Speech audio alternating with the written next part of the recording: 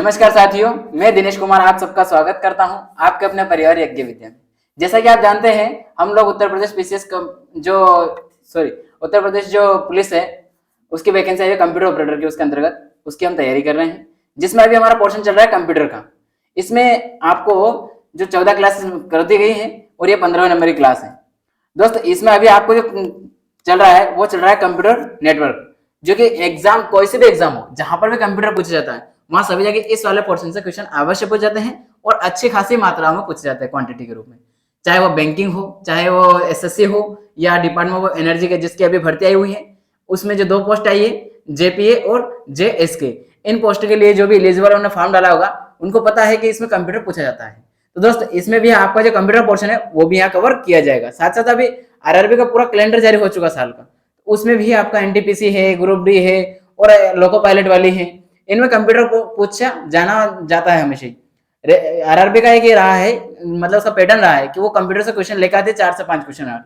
तो आपको जो वहां से क्वेश्चन पूछे जाएंगे ना, वो भी यहाँ से आपके कवर हो जाएंगे, क्योंकि मैंने पिछले साल के क्वेश्चन निकाल के देखे हैं सभी इनके। तो उससे एक निष्कर्ष ये निकला है कि जो मैं करवा रहा हूँ आपको, इससे आपका जो जहां पर भी कंप्यूटर पूछ रहा वहां आपका एक एक क्वेश्चन कवर हो जाएगा और आप आसानी से अपने इसमें स्कोर में उसकी महत्वपूर्ण भूमिका निभाओगे, ताकि आपको सिलेक्शन में उसका सहयोग भी होगा।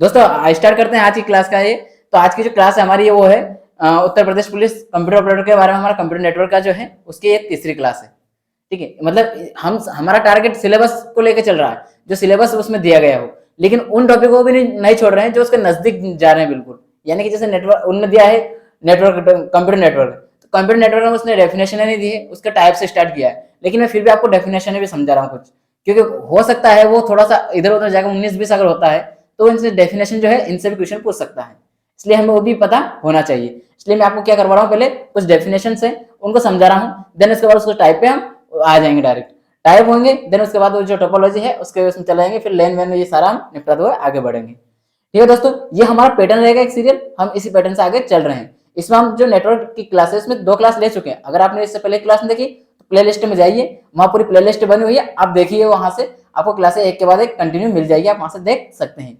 कंटेंट में अगर आपको लगता है कि कहीं कुछ सुधार की आवश्यकता है तो आप बता सकते हैं कि सर इस तरह का प्रेजेंटेशन दीजिए, हम वो देंगे वो भी।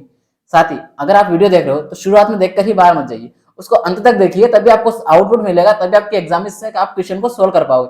क्योंकि मैं शुरू में क्या करता हूँ, पूरा कंटेंट का समझाता हूँ, थ्योरी समझाता हूँ, देन उसके बाद क्या करता हूँ, आपका जो प्रैक्टिस करवाता हूँ, तो आप वहां से भी आराम से समझ सकते हैं कि किस तरीके का हमारा कंटेंट चलता है। इसलिए अंत तक देखना आवश्यक रहता है, ताकि उससे क्या आपको आउटपुट मिला है एग्जाम में, आपको बहुत अच्छा हेल्पफुल होगा।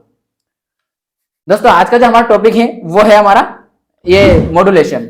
आज का टॉपिक क्या है हमारा, मतलब कंप्यूटर के अंदर मॉड्यूलेशन क्या होता है कंप्यूटर नेटवर्क में, उसके बारे में आज हम चर्चा करेंगे। मॉड्यूलेशन क्या है, उसकी डेफिनेशन, उनकी शब्दावली को थोड़ा समझ लेते हैं, ताकि हमें अगर एग्जाम में मॉड्यूलेशन के बारे में कुछ आ जाता है, अगर एक क्वेश्चन एक आधा, या कंप्यूटर जो नेटवर्क आता है उसके अंदर कथन के बेस में अगर क्वेश्चन आता है, कोई भी कथन देता है, कौन सा सत्य असत्य है, वहां अगर मॉड्यूलेशन की डेफिनेशन दे दी और हमको समझ नहीं आ रहा, तो हम मॉड्यूलेशन डेफिनेशन को हाँ या ना में इसको समझ सकते हैं, तो वहां क्या होगा, आप समझे रहोगे तो आंसर निकाल पाओगे। इसलिए हम इन सारी डेफिनेशन को कर रहे हैं। आज के समय में क्या है, कोई भी एग्जाम हो, चाहे आप उत्तर प्रदेश वाली हो या अदर कोई भी सेंट्रल गवर्नमेंट की, स्टेट गवर्नमेंट कहीं की भी एग्जाम दो, सभी जगह कथन बेस्ड क्वेश्चन आ रहे हैं। तो वहां क्या हो रहा है, चाहे वो कंप्यूटर हो, मैथ्स, एनी सब्जेक्ट, कोई सा सब्जेक्ट देख लो आप, सब में ही कथन बेस्ड चल रहा है, तो वो उसको में आपका हेल्पफुल इसी प्रकार से होता है। जब हेल्पफुल कथन में जब आप उसके 19-20, यानी कि अगर आपका सिलेबस दिया है उसके थोड़ा सा, जैसे सिलेबस का लाइन दिए कि ये लाइन आप इसी लाइन पे चलना है, तो उसमें थोड़ा सा इधर भी जाता रहना चाहिए और थोड़ा इधर भी जाना चाहिए। ज्यादा इधर नहीं फैलना है, ज्यादा इधर भी नहीं फैलना है, बस इतना ही आप चलते हुए चलोगे ना, तो आपका क्या होगा, अगर थोड़ा सा वो बाहर जाएगा तो यहाँ तक जाएगा, इधर भी जाएगा तो यहाँ तक जाएगा, इसके अंदर आपका सिलेबस वो कवर करता हुआ चलेगा। दोस्तों, हम देखते हैं मॉड्यूलेशन क्या होता है, इसके डेफिनेशन को समझते हैं एक बार। क्या बोल रहा है, संचार माध्यम पर भेजने से पहले डिजिटल सूचना संकेतों, मतलब इंफॉर्मेशन सिग्नल्स को वाहक संकेत, मतलब कैरियर सिग्नल, मतलब ये क्या कर रहा है कि जो भी आपका सिग्नल है उसको डिजिटल सिग्नल में बदलने से पहले क्या कर रहा है, वो उसके ऊपर अध्यारोपित, मतलब क्या कर रहा है, सुपर इम्पोज मतलब उसके ऊपर ये कर रहा है, उसको क्या कर रहा है, जैसे कि कुछ भी कार्य है, जैसे मैं ये कार्य कर रहा हूँ, इसको कार्य करने पहले मैं इसको पूरा तरीके से और क्या कर रहा हूँ, और मॉडिफाई कर रहा हूँ, जो भी करना है मेरे को करके उसको पूरी तरह से उसके ऊपर कुछ थोपना, कुछ ये अध्यारोपित मतलब थोपना, मतलब कुछ कार्य और एक्स्ट्रा उसके ऊपर बोझ के रूप में दिया जा रहा है, तब वो ये कार्य कर रहा है कौन, इसमें मॉड्यूलेशन के अंतर्गत, जिसे मॉड्यूलेशन कहा जाता है। हालांकि ये जो डेफिनेशन है एग्जिट जैसे उसके लैंग्वेज है उसके अनुसार लिखिए, क्योंकि आपको एग्जाम में ना ऐसे से उठा कर क्या दे रहा हो, आज के टाइम में कथन में ये डेफिनेशन ऐसे से डाल देता है और फिर आपसे पूछता है कौन सा कथन सत्य है या असत्य है। तो आपको डेफिनेशन याद रखना है। इसमें उन शब्दों को छोड़ दिया है जो आवश्यक नहीं थे, जो आवश्यक है जो आपके एग्जाम पूछे जा सकते हैं, उन सारे उनको हमने लेने की कोशिश की है। इसमें क्या है मेन, प्राप्तकर्ता द्वारा मॉड्यूलेटेड संकेतों को पुनः सूचना संकेतों में बदला जाता है। मतलब कोई भी संकेत भेजा है, कुछ भी ये गया है, जैसे मैंने यहाँ से भेजा है और जैसे मैंने यहाँ कोई डेटा लिया है और उसको मैंने यहाँ से भेज दिया, ये चला गया है, और इसको यहाँ था जो भी लैंग्वेज में भेजा था मैंने, जैसे मैंने यहाँ गोला बनाया था लेकिन यहाँ लाइन के रूप में जा रहा है, तो इसको वापस गोले में कन्वर्ट करने का कार्य भी कौन कर रहा है, मॉड्यूलेशन कर रहा है, जिसे क्या कहते हैं हम, डी मॉड्यूलेशन कहा जाता है। क्या कर रहा है, जो सामान्यतः हम जो भी डेटा दे रहे हैं उसको क्या बोल रहा है वो अन्य भाषा में, मतलब जो भी उसकी नेटवर्क की भाषा है, जो भी उसका प्रोटोकॉल है उसमें बदल के भेज रहा है। ये तो कौन हो जाएगा आपका, ये आपका मॉड्यूलेशन हो जाएगा, ये तो हो जाएगा मॉड्यूलेशन। लेकिन जो आपका जो भी आपने मतलब जो जिस प्रोटोकॉल में और नेटवर्क में डेटा गया है उसको वापस जिस रूप में था वास्तविक रूप में उसमें बदलने के लिए बदल के प्राप्त किया जाता है, तो उसमें कौन सा होता है, डी मॉड्यूलेशन होता है। ये याद रखना, इन दोनों डेफिनेशन से आपका एक न क्वेश्चन आपके एग्जाम में अवश्य आएगा। ये आपको निकालना है कि किस तरीके से आप इसको वहां सिलेक्ट कर पाते हो। कथन बेस में ये अगर आता है क्वेश्चन तो वहां इसमें से आपका क्वेश्चन पूछा जाएगा। दोस्तों इसमें इसके कुछ विधियां होती हैं, जो इसकी कुछ मेथड होती है, मेथड्स, उनको हम समझते हैं कि कौन कौन सी मेथड होती है, किसकी जो मॉड्यूलेशन है उसकी मेथड होती है, मेथड को हम समझने की कोशिश करते हैं। कौन कौन सी मेथड होती है, 3 मेथड होती है। किस बेस पे होती है 3, इन तीनों को इतने आराम से इतना अच्छे से मैंने आपके लिए सेटअप किया है कि आप इसको आराम से क्या कर सकते हो, अपने लिए तैयार कर सकते हो आराम से। मतलब ये जो एग्जाम में क्वेश्चन आता था वहां क्या कर सकते हो, इससे एक एक शब्द को निकाल करके आप आराम से आंसर निकाल पाओगे। इसमें बस जो मेन 2 बातें हैं वो आपको याद रखना होती है। इसमें मॉड्यूलेशन वाली की जो विधियां है, इसमें हर एक 3 टाइप है, तीनों टाइप में कम से कम 2 बातें हमें याद रखना है। उन 2 बातें अगर हमें याद है तो उससे हम क्या करेंगे, आराम से हमारा क्वेश्चन का आंसर निकाल पाएंगे। जैसे पहला कौन सा है, आयाम मॉड्यूलेशन। पहले तो ये समझना बहुत जरूरी है कि एम्पलीट्यूड मेथड मॉड्यूलेशन, इसका कौन सा है, आवृत्ति मॉड्यूलेशन मतलब फ्रीक्वेंसी मॉड्यूलेशन। इसका कला मॉड्यूलेशन को होता है फेस मॉड्यूलेशन। ये 3 मॉड्यूलेशन होती है। इसमें हमें कौन सा देखने हैं, आयाम वालों को समझते हैं। तो आयाम में क्या होता है, एनालॉग सिग्नल। अब एनालॉग क्या होता है, डिजिटल क्या होता है, मैंने आपको पहले क्लास में समझाया था पूरा एनालॉग और डिजिटल। आपने अगर नहीं देखी तो पहले उसको देख के आइए तो आपको ये समझ में आ गया। देखिए अब हर चीज अगर हर क्लास में समझाने लगूंगा तो क्लास बहुत बड़ी हो जाएगी। मुझे क्या करना है, आपको कम समय में हर चीज देना है। अगर कम समय में हर डेटा आपके पास पहुंच जाए, आपके एग्जाम के अकॉर्डिंग सारी चीज पहुंचे, तो मुझे थोड़ा बहुत क्राइटेरिया डिसाइड करके रखना पड़ेगा कि ये कराने के बाद मुझे इस पर डबल नहीं जाना समझाने के लिए। इसलिए मैं अभी यहाँ एनालॉग के बारे में आपको डिटेल में नहीं समझाऊंगा।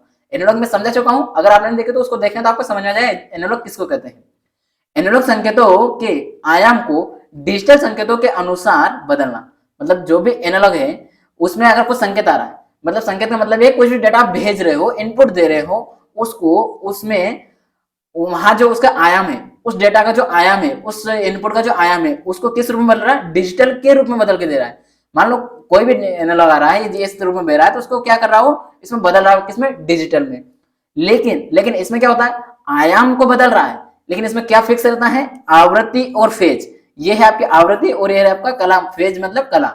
ये दोनों फिक्स रहती है, इनमें कोई चेंजेस नहीं होता है। यही बात नोट करके रखना आपको कि ये जो है आयाम मॉड्यूलेशन, इसके अंतर्गत आयाम तो परिवर्तित होता है लेकिन आवृत्ति और फेज दोनों परिवर्तित नहीं होते हैं, चेंज नहीं होते हैं।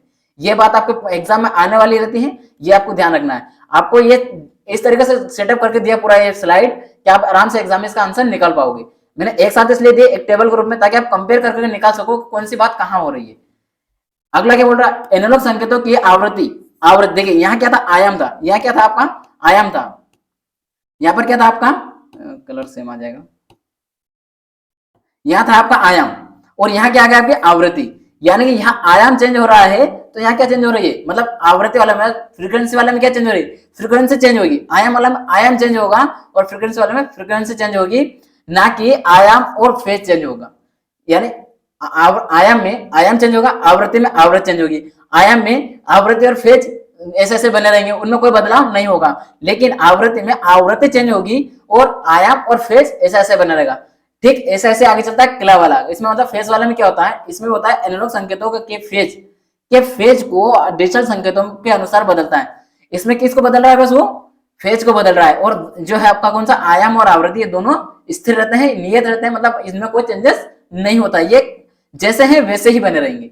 यानी कि अगर आपको, जैसे वो बोलता है कि आप कोई डेटा भेज रहे हो, आपसे क्वेश्चन ऐसे पूछा भाषा बेस में, लैंग्वेज में, कि आपने एक प्रोग्राम के लिए नेटवर्क टोपोलॉजी को फॉलो करते हुए नेटवर्क को, उसमें एक आपने डेटा भेजा है, इनपुट दिया है, उसमें आपका आयाम परिवर्तित होता है, तो निम्नलिखित से कौन सी विधि का प्रयोग करके कर सकते हो, तो तब आएगा आपका आयाम।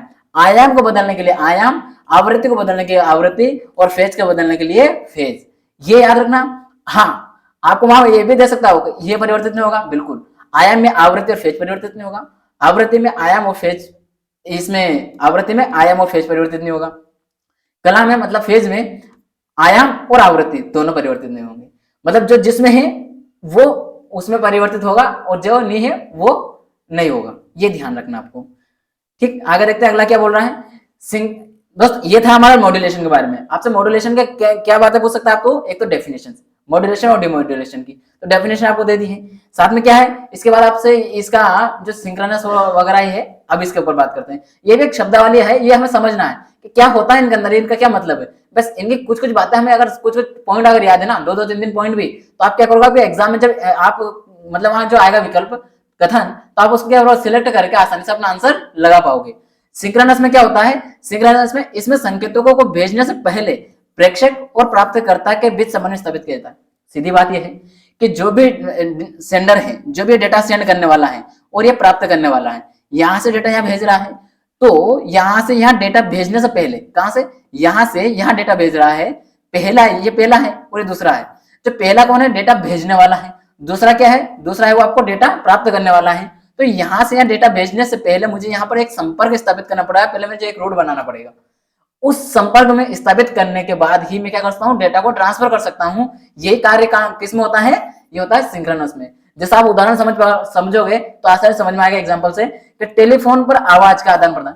अगर आप किसी से फोन में बात कर रहे हो, अगर आपका नेटवर्क, आप उससे कॉल ही नहीं कर पाओगे, उससे संपर्क स्थापित नहीं कर पाओगे, उससे जोड़ ही नहीं पाओगे, तो आप उससे कैसे बात करोगे।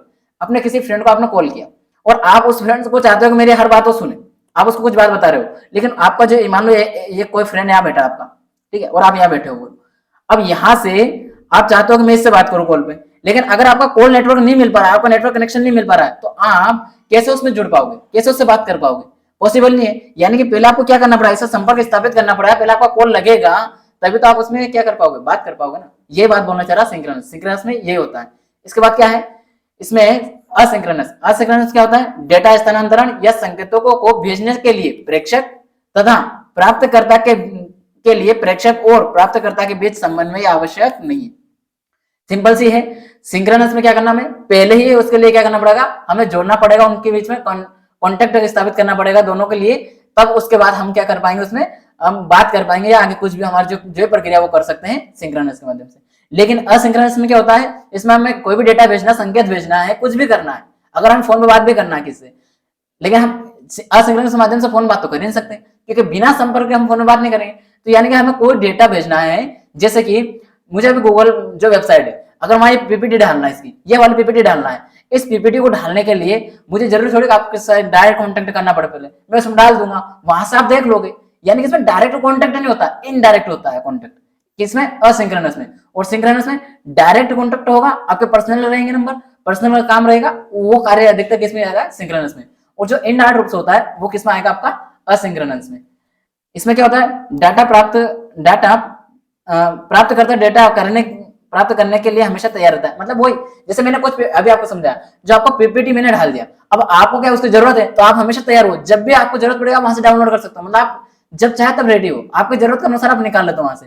और मैं भी अपनी इच्छा अनुसार उसमें डाल सकता हूँ, जब चाहे तब डाल सकता हूँ। ऐसा इसमें जरूरी नहीं कि मैं पहले ही उसके कॉन्टेक्ट में तब डालूंगा, मैं अपनी वेबसाइट डालूंगा, जैसे डाल दिया, जैसे यज्ञ विद्या की हमारी वेबसाइट है, उसके ऊपर हम डाल देते हैं, जैसे वहां डालते हैं तो उसमें क्या होता है, कंटेंट वहां चला जाता है, पीपीटी वहां चली जाएगी पीडीएफ के रूप में। देन आपको जरूरत पड़ी उस वक्त आपने डाउनलोड कर लिया, मतलब आप तैयार थे, आपके पास गए और आपने देख लिया। जैसे ये यूट्यूब पे वीडियो डालेगा, तो आपने जैसे वीडियो देखा, डरा, और आपके पास नोटिफिकेशन आया, बस यही है ना। बाकी अगर आपके पास नोटिफिकेशन नहीं आता है, तब भी आप जब भी यूट्यूब खोलते हो तो वहां उसके प्लेलिस्ट में जाकर देख सकते हो पूरी क्लास। जैसे इससे पहले क्लास नहीं की तो आप कहां से जाकर देखो, प्लेलिस्ट में जाकर देखो, तो कैसे देख पा रहे हो, आप हमेशा तैयार हो, आप तैयार हो देखने के लिए।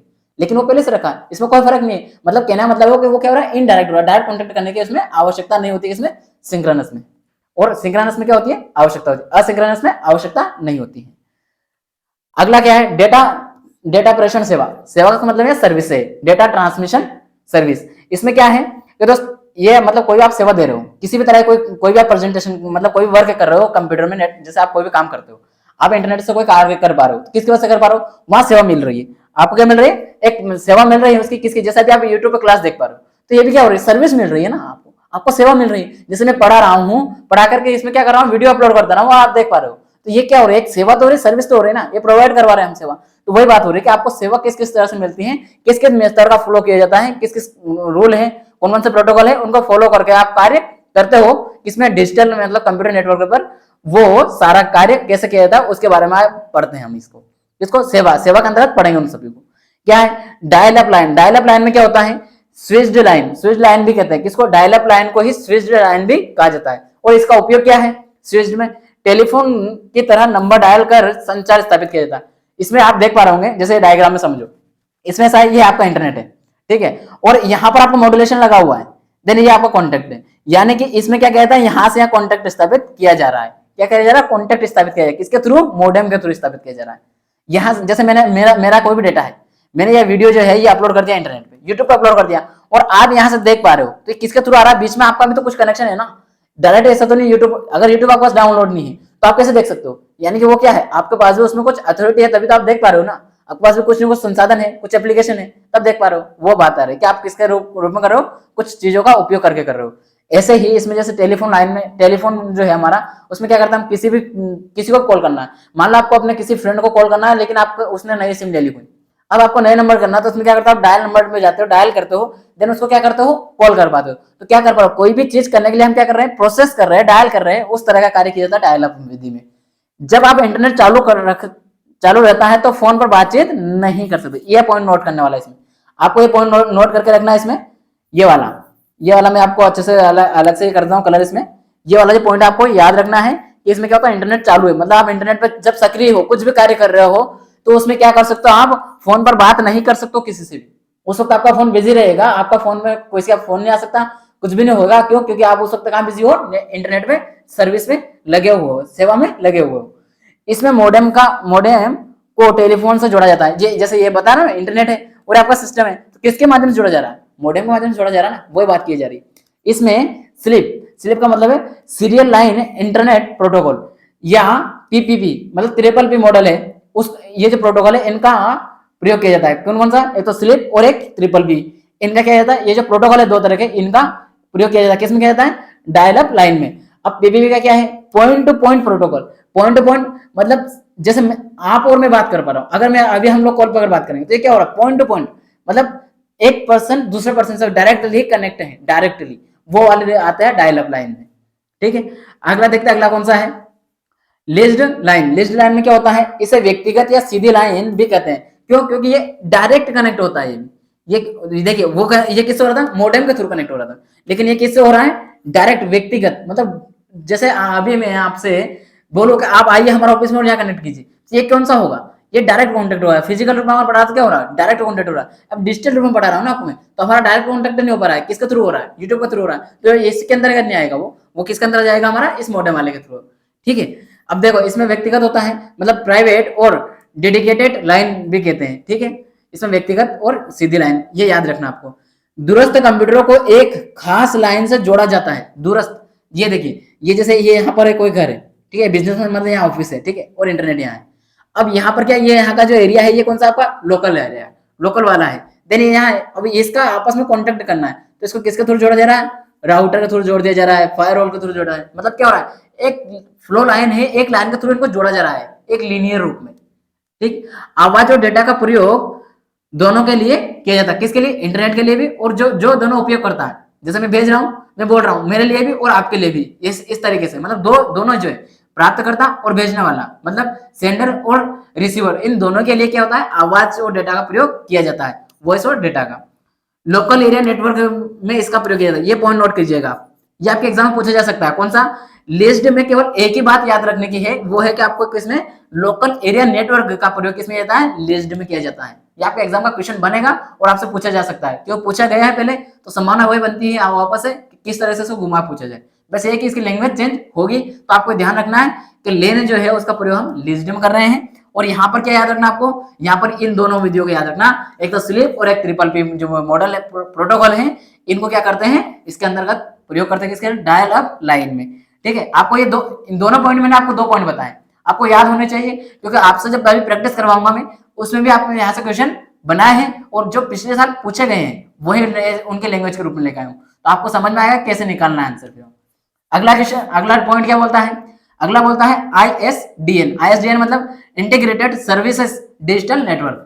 इसमें क्या होता है, डायल अप का विकसित रूप, मतलब जो डायल अप में होता है उसका ही अगला पद, उससे ही थोड़ा और आगे बढ़ते हुए कार्य करना। इसमें डायल अप में क्या कर रहे थे हम, उससे थोड़ा आगे बढ़ रहे हैं। डायल अप में क्या करते हैं, जो सामान्यतः क्या होता है मॉडेम माध्यम से जुड़ता है और उसमें किस दो मॉडल का प्रयोग करते हैं। ठीक, इसमें क्या होता है डेटा का हस्तांतरण डिजिटल रूप में होता है। डिजिटल रूप में क्या होता है, उसमें डेटा ट्रांसफर होती है। अगला क्या होता है, इसमें मॉडेम की आवश्यकता नहीं होती है, बस यही विकसित है इसमें अलग। डायल अप में क्या होता है मॉडेम की आवश्यकता है, मॉडेम के माध्यम से कार्य करेगा, लेकिन ये जो है ISDN इसमें मॉडेम की आवश्यकता नहीं होती है। देखिए इसमें कहीं भी मॉडेम नहीं दिखा देगा आपको इस डायग्राम में, मतलब इसमें डायरेक्ट कॉन्टेक्ट है, किसी और के थ्रू नहीं है, किसी मॉडेम वगैरह नहीं है। डेटा और आवाज के लिए अलग अलग चैनल का प्रयोग किया जाता है। यहाँ इसमें क्या हो रहा था, ये वाला जो लिस्ट वाले में इसमें डेटा और वॉइस के लिए दोनों एक ही थे, एक ही संसाधन के साथ में उपयोग किया जाता, दोनों एक साथ कर रहे थे मिल करके। और यहाँ क्या होता है दोनों अलग अलग रूप में कर रहे थे, और वहां दोनों मतलब उससे भी था जो रिसीवर है और सेंडर से। यहाँ भी रिसीवर सेंडर से तो है सही क्या है, लेकिन यहाँ पर आवाज का इनका अलग अलग नेटवर्क है इनके लिए, मतलब एक ही नेटवर्क नहीं, वहां एक ही नेटवर्क था। किसमें अलग हो जाता है, ISDN में। ठीक है, इंटरनेट से जुड़े होने के बावजूद फोन पर बातचीत करना संभव है। इस पॉइंट को नोट कीजिएगा। आपको किसमें लगा था कि इंटरनेट पे आप एक तो ये था क्या था कि आप फोन में बातचीत नहीं कर सकते, किसमें डायल अप में, डायल अप फोन में बात नहीं कर पाते, और एक इसमें मॉडेम जुड़ा हुआ था। और इसमें क्या आ जाता है, एक तो मॉडेम नहीं होता है, ये आपका अंतर होता है इसमें एक तो, और एक क्या होता है आपका इंटरनेट से जुड़ा हो लेकिन फिर भी फोन बात कर पा रहे हो। ये दोनों चीज इसके अंदर होती है, ये ध्यान रखना आपको। ये अंतर जो देखा दे रहा है दोनों में, ये आपके एग्जाम के क्वेश्चन बनते हैं। जब दोनों में कुछ कॉमन चीज मिलती है तो वही क्या हो जाता है आपके एग्जाम के लिए क्वेश्चन बनाने का, उनके लिए क्या मिल जाएगा, कंटेंट मिल जाता है कि यहाँ से हम क्वेश्चन निकाल सकते हैं, यहाँ से बच्चा फंस जाएगा।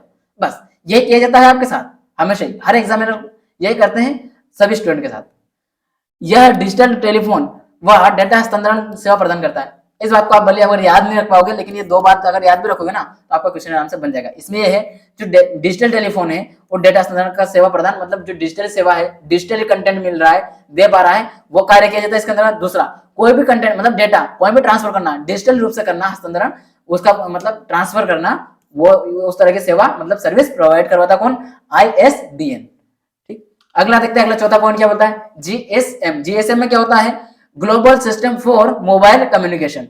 ये वाला आपको दिखाई दे रहा होगा, यहाँ 2 फोटो डाल रखे मैंने, आपको दोनों साइड दिखाई दे रहा होगा कि कौन सा इसमें क्या है।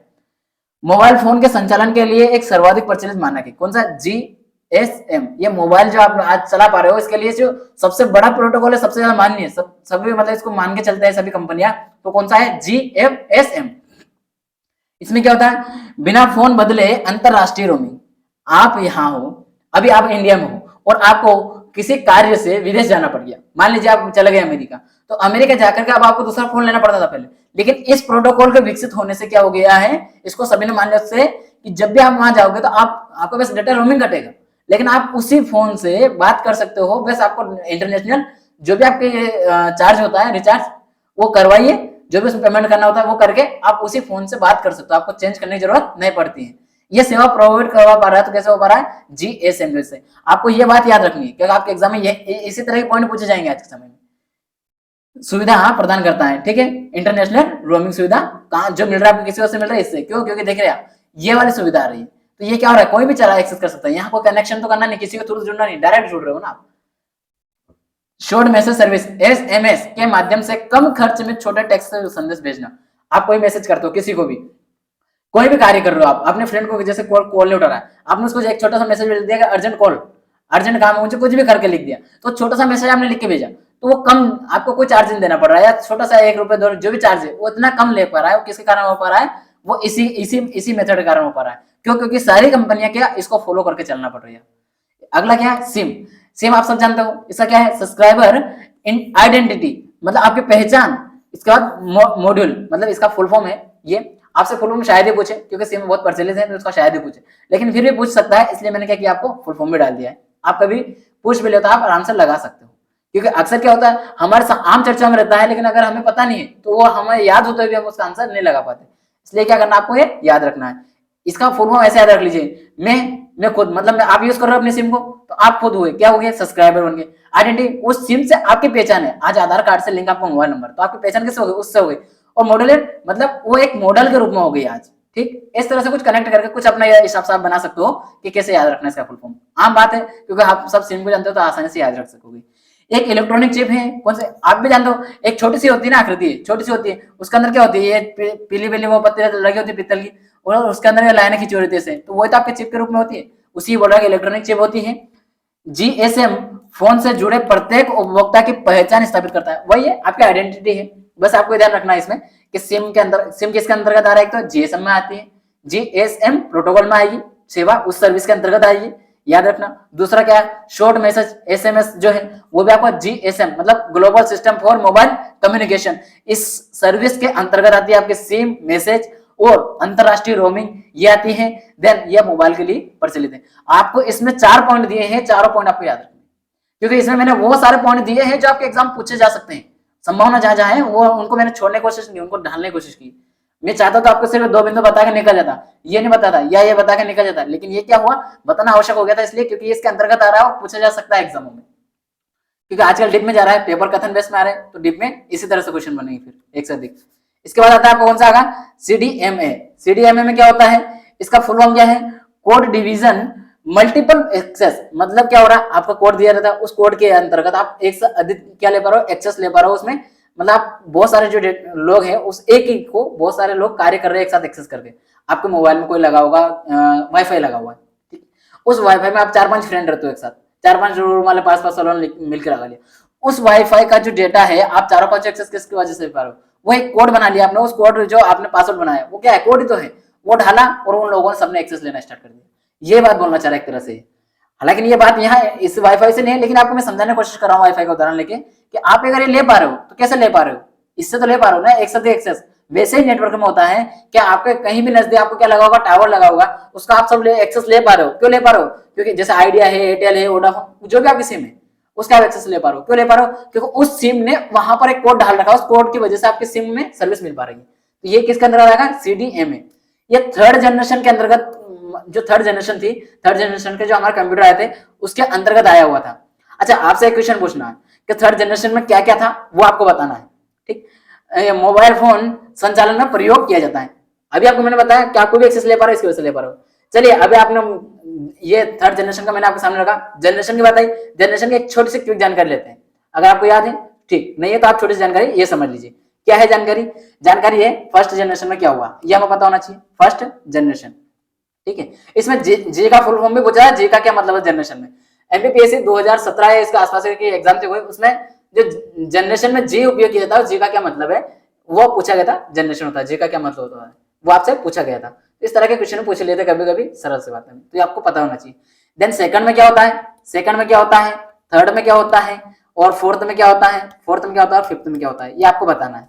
अगर नहीं बता पा रहे हो वीडियो को रोकिए और देखिए, समझाइए, मतलब लिखिए, अगर नहीं आ रहा तो फिर उसके बाद आप वीडियो कंटिन्यू करेंगे तो आपको वीडियो में मैं बता ही रहा हूँ पूरी बात। इसमें क्या होता है, आपका वैक्यूम ट्यूब आती है, वैक्यूम ट्यूब आती है, प्लस इसके अंदर और क्या होता है, जो आपकी असेंबली जो ये होती है आपकी मशीनी लैंग्वेज, मशीनी भाषा जो होती है, मशीनी भाषा, वैक्यूम ट्यूब और मशीनी भाषा आती है। इसमें क्या होती है, आप ऐसे कोड बनाइए, फर्स्ट के साथ में वीएम, अब आपको ये वीएम, वी का मतलब है वैक्यूम ट्यूब से रखो, एम मतलब मशीन लैंग्वेज, ये अगर आपको याद है तो आप आसानी से इस तरह शॉर्ट अगर याद रखोगे ना, आप एग्जाम में आसानी से निकाल पाओगे क्वेश्चन। इसका बाद सेकंड जनरेशन में क्या आता है, आपको क्या आ जाता है, वहां पर ट्रांजिस्टर आ जाता है, टी आता है, वी के बाद टी आ जाता है, और यहाँ कौन सा आ जाता है, असेंबली लैंग्वेज आ जाती है, तो क्या भैया एएम, ठीक है। ये आपका क्या रखना, आपको टीए याद रखना इसमें। इसका थर्ड में क्या होता है आपका, थर्ड में कौन सी आ जाती है आपकी, जो आपकी आईसी आती है इसकी जगह, किसके जो इसकी जगह ट्रांजिस्टर की जगह, और यहाँ कौन सी लैंग्वेज आ जाती है आपकी, हाई लेवल लैंग्वेज आ जाती है, हाई लेवल लैंग्वेज आने लग जाती है यहाँ से। और फोर्थ में भी क्या होता है आपके, हाई लेवल में भी सी और सी प्लस नहीं आने लग जाती है फोर्थ में। देन यहाँ कौन सा आता है, माइक्रो प्रोसेसर आता है, माइक्रो एमआर माइक्रो प्रोसेसर, ठीक है। इसके बाद में क्या होता है, फिफ्थ जनरेशन क्या है, एआई है, एआई आप सभी जानते हैं। और ये कौन सी हो रही है आज के समय में, क्या हो रहा है, एआई जो भाषा है उसके अंतर्गत, और इसमें क्या प्रोसेसर तो आपकी बिल्कुल ही जो माइक्रो का छोटा रूप चल रहा है वही, लेकिन इसमें मेन जो यूज किया जा रहा है कौन सा हो रहा है, एआई। आपको ये ध्यान रखना एआई। साथ साथ मैंने एक और बताया था वेरी हाई लेवल लैंग्वेज, जो very very high level language थी वो वाली आ जाती है यहाँ पर, कौन सी, इसमें 5th जनरेशन में। ये आपको याद रखना, वेरी हाई लेवल से मतलब यहाँ ये है मतलब अल्ट्रा वाली, और ये सारी आती है यहाँ पर अल्ट्रा वाली। तो कैसे आ जाती है, क्योंकि वो और ज्यादा अतिरिक्त कार्य कर पा रही है। ये जो एक्स्ट्रा मैं आपको जानकारी दे रहा हूँ, ये मैं आपको पिछली क्लास में बता चुका हूँ जब जनरेशन वाली क्लास करवाई। ये तो मैंने एक छोटा सा रिव्यू दिया आपको कि इस तरह से आपको याद रखना होती है।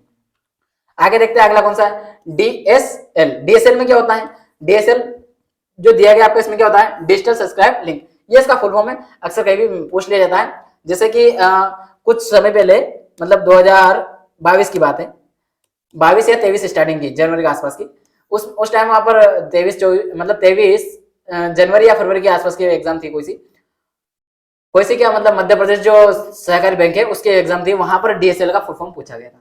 आपको याद रखना है, इस तरह से पूछ लेता है, उठा के कोई भी पूछ लेता है, क्योंकि डीएसएल अक्सर चर्चा में रह जाता है तो पूछ जाता है।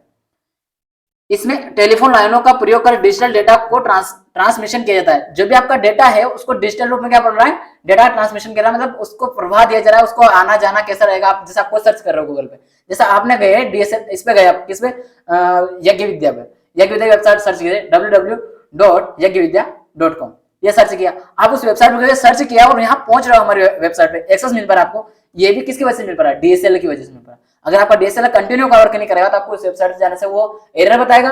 उस एरर में कभी आप नोटिस करना, वहां नीचे लिखा रहेगा, हाइड रहती है उसमें डीएसएल लिखा रहता है वहां फुल, तो आप आराम से समझ सकते हो कि कहाँ इसका प्रयोग हो रहा है। आप अपने मोबाइल में देखो तो और आसानी समझ में आएगा, मोबाइल सिस्टम जो भी आप चला रहे हो उसमें भी आपको ये दिखा देगी ये समस्या। कंप्यूटर स्थायी रूप से नेटवर्क से जुड़ा रहता है, परमानेंट। अगर ये इसमें एरर आ रही तो आप कोई एक्सेस नहीं ले पा रहे हो। जैसे मैंने अभी आपको हमारी यज्ञ विद्या के बारे में बताया, वो वाली जो बात हो रही है वो किसके थ्रू हो रही है, यही, क्योंकि आपको परमानेंट अगर नहीं जुड़ा रहेगा तो कहां से कार्य कर पाओगे। डीएसएल परमानेंट जुड़ा रहता है, कार्य करता है अच्छे से। इसमें एक साथ डेटा और आवाज दोनों को टेलीफोन लाइनों पर भेजा जा सकता है। जैसे मैं पढ़ा रहा हूं आपको, तो आपको ये वीडियो मिल पा रहा है, यूट्यूब पे मिल पा रहा है, आपके पास यूट्यूब भी चल रहा है, आप यूट्यूब पे देख ही पा रहे हो, लेकिन इसी के साथ साथ क्या कर सकते हो, लिंक के माध्यम से आप गूगल पे जाकर वहां भी सर्च कर सकते हो। क्यों कर पा रहे हो, क्योंकि ये आवाज के थ्रू, मतलब आप कुछ भी कर सकते हो ना, वीडियो रिकॉर्ड है, कुछ भी कर सकते हो, एक साथ वहां कर सकते हो डीएसएल में, ये ध्यान रखना। इसमें नेटवर्क से जुड़ने के लिए डीएसएल मॉडेम का प्रयोग किया जाता है। ये नहीं पूछेगा आपसे, क्योंकि ये सिंपल बात है, किसमें कौन सा मॉडेम होता है, डीएसएल मॉडेम, ये सामान्य सी बात है, इसी का मॉडल है तो यही करेगा मॉडेम यूज। ठीक, अगला देखते हैं, अगला कौन सा है, वायरलेस ब्रॉडबैंड। ठीक है, इसमें क्या होता है, रेडियो तरंगों की सहायता से डेटा स्थानांतरण, मतलब डेटा का ट्रांसफर करेगा किसके माध्यम से, रेडियो तरंगों। अब यहाँ कोई वायर का यूज नहीं करेगा, किससे कर रहा है, रेडियो के माध्यम से। रेडियो तरंग जो फ्रीक्वेंसी है इसके माध्यम से, देख रहे हैं फ्रीक्वेंसी, ये चल रहा है, ये जा रहा है, ये इसके माध्यम से डेटा ट्रांसफर हो। ये केबल जा रहा है ना, इससे नहीं होती है, ये मतलब यहाँ दिखा रहा, मतलब ये इसका डेटा इसके पास जा रहा है, केबल नहीं है, इसका डेटा यू जा रहा है डायरेक्ट, या कनेक्ट हो रहा है, मतलब इसके माध्यम से डेटा ले सकते हैं, किसके माध्यम से, तरंगों के माध्यम से। तरंगों मतलब फ्रीक्वेंसी के माध्यम से। डेटा स्थानांतरण में तारों का प्रयोग नहीं किया जाता। वही ये बात है, ये मतलब इसको कैसे पूछा जा सकता है आपके एग्जाम में, वो सारी बात मैं लिख रहा हूँ, चाहे उसमें थोड़ी सी अगर रिपीट भी लग रही लाइन तो आप उसको ये ना समझे कि रिपीट बात समझा रहे। ये बात वो है कि आपके एग्जाम में कैसे पूछ लेगा, इसकी कोई मतलब आप परीक्षक के पास आप थोड़ी जाकर बैठ सकते हो। परीक्षक अपने हिसाब से कंटेंट तैयार करेगा ना, वो अपने हिसाब से क्वेश्चन क्रिएट करेगा, हमें उसकी क्या सोच हो सकती है उसके बराबर हमें सोच के चलना पड़ेगा। ठीक है, इसकी जो गति होती है वो कैसी होती है, तीव्र होती है कार्य करने की, क्योंकि वायर में क्या होता है, जैसे कोई वायर वाला अगर सिस्टम है तो यहाँ कोई थोड़ी सी एरर आएगा तो आपका क्या होगा, सिस्टम रुक जाएगा। देन यहाँ से यहाँ तक जाने वायर में क्या होगा, ये जो बस है, वायर को बस किसे कहते हैं कंप्यूटर में, वायर को कहते हैं। तो ये जो बस है आपकी, इसमें डेटा यहाँ से यहाँ जाने में टाइम लगेगा। वही क्या होता है, जो डिजिटल रूप में होता है वो डेटा यहाँ से इतनी जल्दी एक्सेस होता है पता ही चलता है, क्योंकि इसमें डेटा धीरे धीरे जाता है लाइन में, इस वाली बस में, और इसमें तुरंत पहुंच जाता है, एक्सेस मिल जाता है, इसमें टाइम नहीं लगता है, तुलनात्मक से कम समय लगता है। किससे, जो वायर वाले होते हैं इससे कम समय में लगता है वायरलेस में। दो तकनीक, एक मतलब एक तो होते हैं आपके वाईफाई और दूसरे होते हैं वाई मैक्स।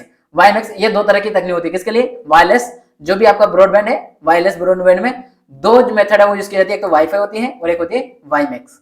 अब वाईफाई से तो आप सब परिचित हैं, वाई मैक्स से क्या होता है ये भी हम समझते हैं, पर वाईफाई के बारे में आपको भी थोड़ी बहुत अगर पता नहीं हो समझ लीजिए। वाईफाई 100 मीटर तक की दूरी तक इंटरनेट पहुंच करता है। आप अपने दोस्तों से, आपका इंटरनेट खत्म हो गया, आपने क्या किया, अपने दोस्तों का किसी का भी क्या किया, हॉटस्पॉट कनेक्ट करवाया, आपने वाईफाई कनेक्ट किया, उससे हॉटस्पॉट चालू करवा के, तो आपको उसके डेटा एक्सेस कहां तक मिलेगा, वो 100 मीटर तक मिलेगा।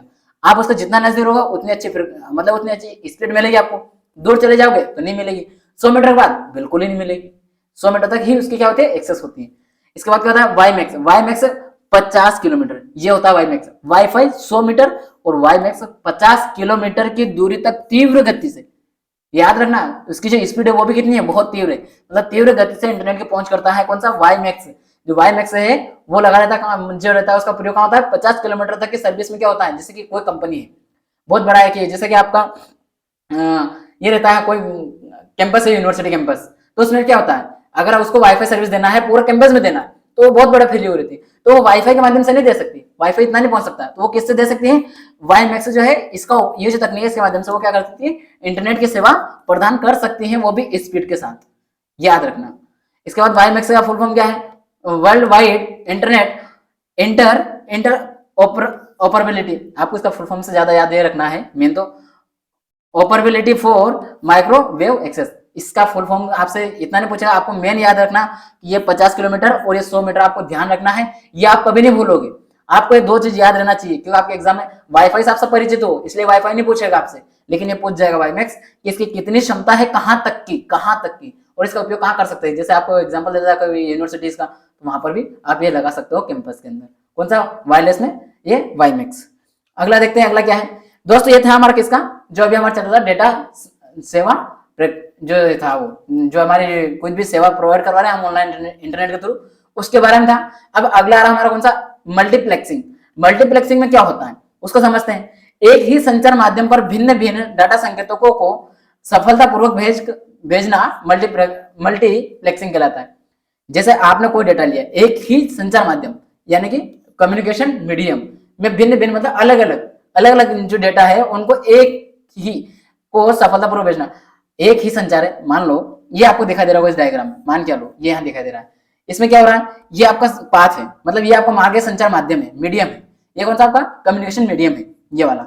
अब आप यहां से देखिए ये कितने चार इधर लगे, चार इधर, या डेडेश मतलब एन, बहुत सारे इधर लगे हुए हैं, बहुत सारे इधर भी लगे, इनके बीच में कनेक्शन एक ही लाइन के माध्यम से जुड़ा हुआ है, ये सब यहाँ जुड़े हुए हैं, ये भी सब यहाँ जुड़ा हुआ है, और इनके बीच में डेटा का आदान प्रदान किसके थ्रू हो रहा है, एक ही मीडियम के थ्रू हो रहा है, वो भी सफलतापूर्वक, इसमें कोई एरर भी नहीं है, जो डेटा है वही मिल पा रहा है, एक ही कम्युनिकेशन लाइन, मतलब जो आपका ट्रांसमिशन लाइन होती है वो कौन सी, जो आपकी बस होती है एक तरह से, इसको बस ही कहा जाएगा एक भाषा में, क्या हो जाएगा वो जो है आपको सेवा, मतलब एक ही केबल के थ्रू हम सर्विस ले सकते हैं। इसमें किसमें, ये जो है मल्टीप्लेक्सिंग में, वो भी अच्छे से कोई भेजना है प्राप्त करना है सब कुछ इसमें यही से होता है, एक ही केबल के अंतर्गत, चाहे वो कितने कंप्यूटर हो उससे कोई फर्क नहीं पड़ेगा, चाहे एक हो, चाहे 10 हो, चाहे 100 हो, या n नंबर हो, इन्फिनिटी हो। इसमें दो या अधिक डिवाइस डेटा भेजने और प्राप्त करने के लिए संचार का सजग होता है।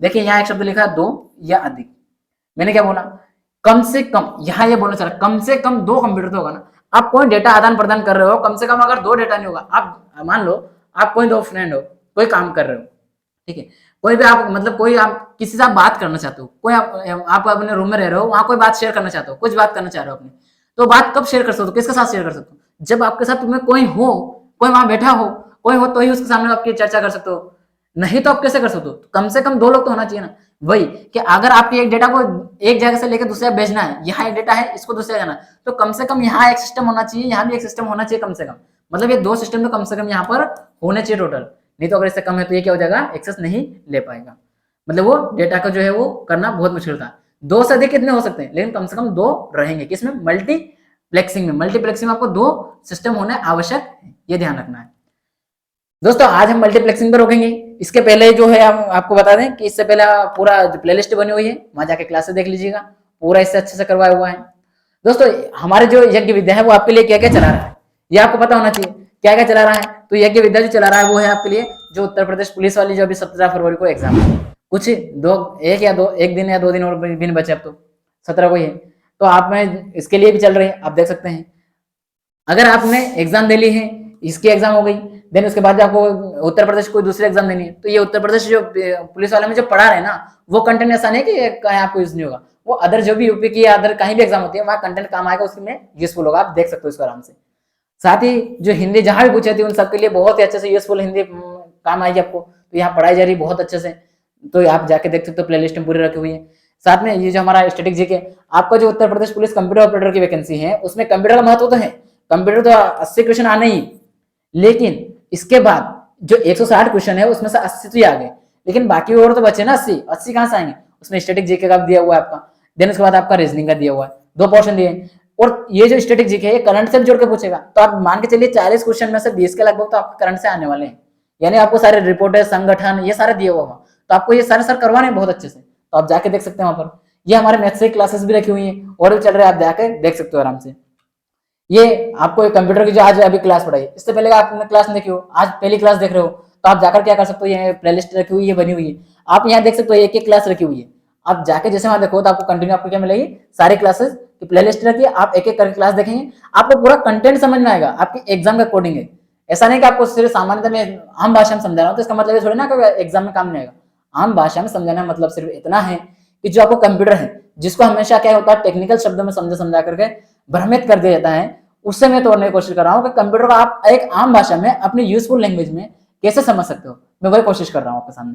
तो आप इसको समझिए आराम से, आप देखेंगे कि क्लास तो आपको क्लियर समझ में आएगा कि क्या किस तरह से पढ़ाया जा रहा है, और आपके एग्जाम के लिए जो कंटेंट है अवेलेबल, जितना आपके एग्जाम में यूजफुल है वही कंटेंट दिया जा रहा है, बाहर का कुछ देने की कोशिश नहीं कर रहा हूँ।